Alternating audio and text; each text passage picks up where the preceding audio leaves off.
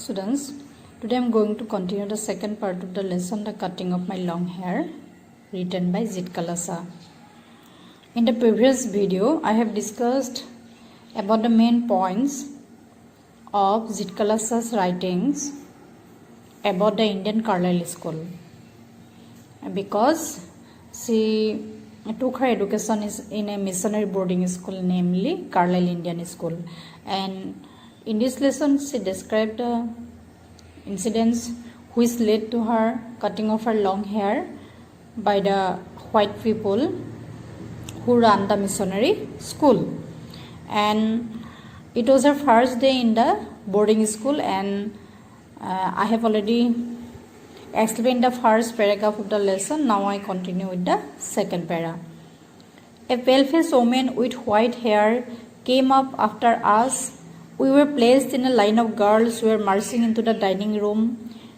These were Indian girls, in stiff shoes and closely clinging dresses. The small girls wore sleeve aprons and single hair. As I walked noiselessly in my soft moccasins, I felt like sinking to the floor, for my blanket had been stripped from my shoulders.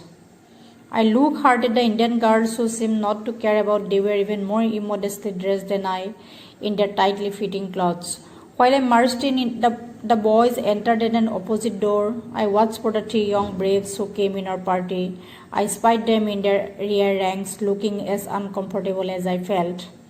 A small bellow stepped, and each of the pupils drew a chair from under the table. Supposing this act meant they were to be seated, I pulled out mine and at once slipped into it from one side. But when I turned my head, I saw that it was the only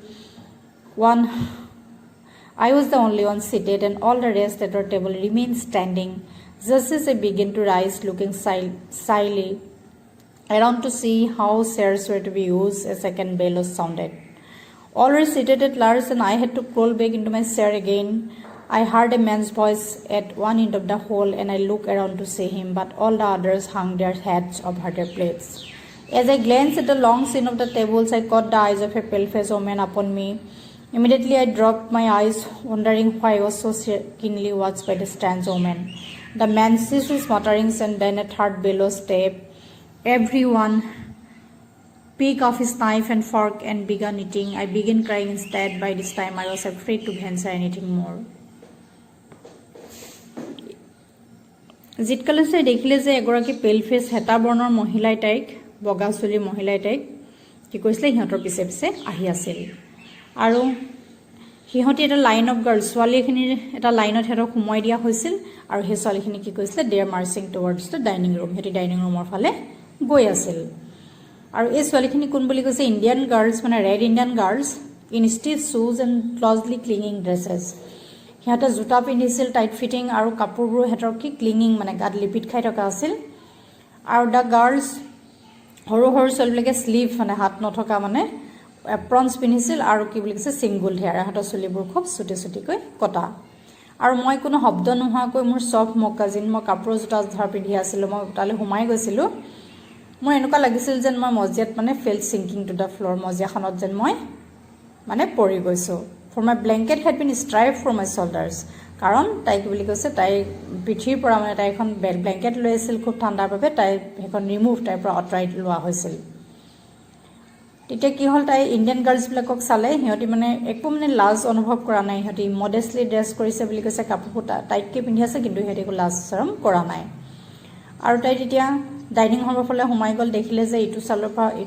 চাইডৰ পৰা ল'ৰা কেইটামান সোমাই আহিছে আৰু তাই দেখিলে যে সিহঁতিও মানে তাই নিচিনাকৈ আনকমফৰ্টেবল দে অলছ' ফিলছ আনকমফৰ্টেবল তেতিয়া এটা বেল বাজিলে বেল বাজোতে চবেই মানে চেয়াৰখন উলিয়াই আনিলে ডাইনিঙৰ পৰা কিন্তু তাই কি কৰিলে প্ৰথমতে জিতকালে চাই প্ৰথম বেলটোতে বহি পৰিল আকৌ তাই দেখিলে ছেকেণ্ড বেল এটা বাজিলে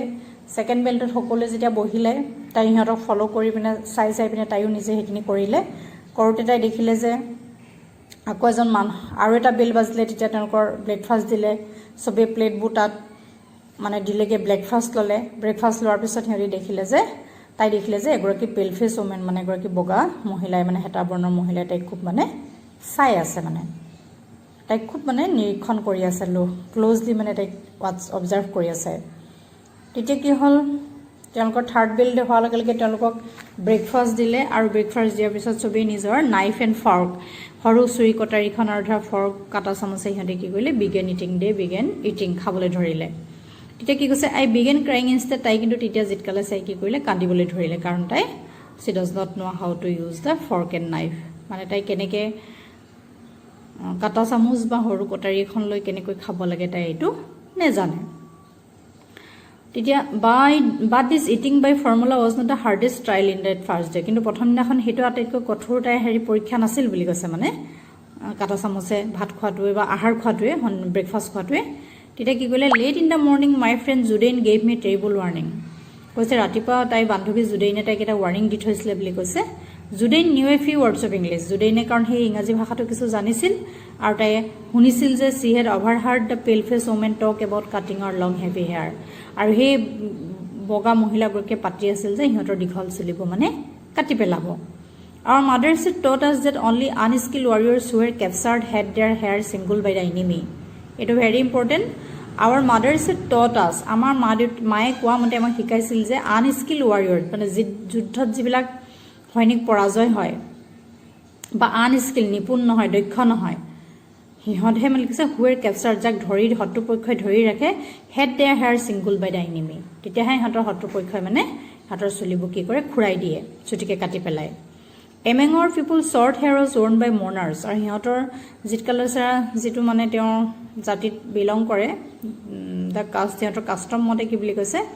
ছুটি চুলি কোনে পিন্ধাই বুলি কৈছে কোনে ৰাখে mourners যিবিলাক দুখী যিবিলাক মানুহৰ জীৱনত দুখ থাকে and singled hair by cowards আৰু singled hair বু কাৰ থাকে বুলি কৈছে coward মানে কাপুৰুকবিলাককহে চুলি সিঙ্গল কৰি দিয়া হয় আৰু ছুটি চুলি কোনে ৰাখে বুলি কৈছে mourners মানে ধৰা আমাৰ ইন্ডিয়ান সোসাইটিটো ৰাখে যেনেকৈ বিধৱাসকলক মানে চুলি ৰাখিবলৈ দিয়া নহয় হিন্দু ব্ৰাহ্মণ বিধৱাসকলক মানে বিধৱা হোৱাৰ পিছত তেওঁলোকক কি কয় চুলি মানে চুটি কৰি ৰাখিবলৈ দিয়া হয় মানে কাটি দিয়া হয় এটা জিতকালে চাইও কৈছে হিহঁতৰ প্ৰথমতে কি আনস্কিল ৱাৰিয়ৰ্স বা মোনাৰ্স এই সকলেহে চুটি চুলি ৰাখে উই ডিসকাস আৱাৰ ফেথ সাম মোমেন্ট আমাৰ ভাগ্যৰ কথা আমি কিছু মুহূৰ্তলৈকে আমি পাতি থাকিলো এন্ড when Judain said জুডেইনে কলে যে we have to submit because they are strong I rebel তা জুডেইনে কলে আমি সাবমিট কৰিবই লাগিব হিহঁতৰ ওচৰত আমি হেতৰ কথা মানি লবই লাগিব তেতিয়া জিতকালা চাই কলে যে তাই কিন্তু ৰেবেল টাইপ প্ৰতিবাদ কৰিলে মানে হেতু কথা they are strong কাৰণ হোৱাইট পিপল বিলাক বা মিছনি সকল হিহঁততকৈ ষ্ট্ৰং বুলি কলে No, I will not submit. I will struggle first. I answered. তেতিয়া মই কলো যে মই struggle কৰিম মই সাবমিট নকৰো হিহঁতৰ ওচৰত মই সমৰ্পণ নকৰো মই ইয়াক প্ৰতিবাদ কৰিম I watched my sons and when no one noticed I disappeared I crept up the stairs as quietly as I could in my squeaking shoes my moccasins had been stained for shoes along the hall I passed without knowing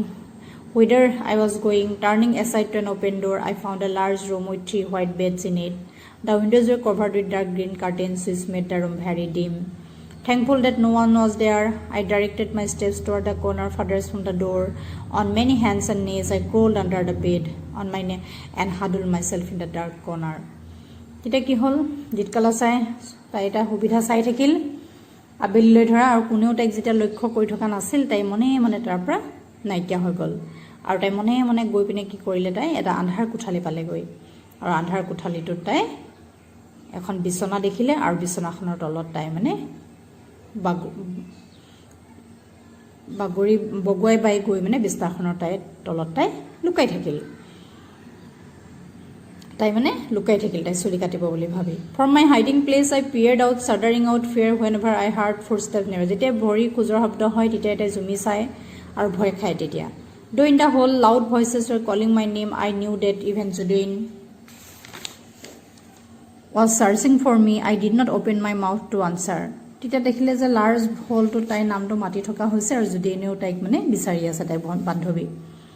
Then the steps were quickened লাহে লাহে হে steps বু মানে খৰ হল and the voices became excited আৰু খং হৈ গৈছে ধৰক মাটি তাই মাতটো ইমান দিলৈকে তাই ওলোৱা নাই যে The sounds came nearer and nearer শব্দবোৰ তাই কাকচাপি আহিল Women and girls entered the room ছোৱালী আৰু মহিলা মানে সোমাই আহিল I held my breath and watched them open closed door and peep behind large trunk তাই জুমি চালে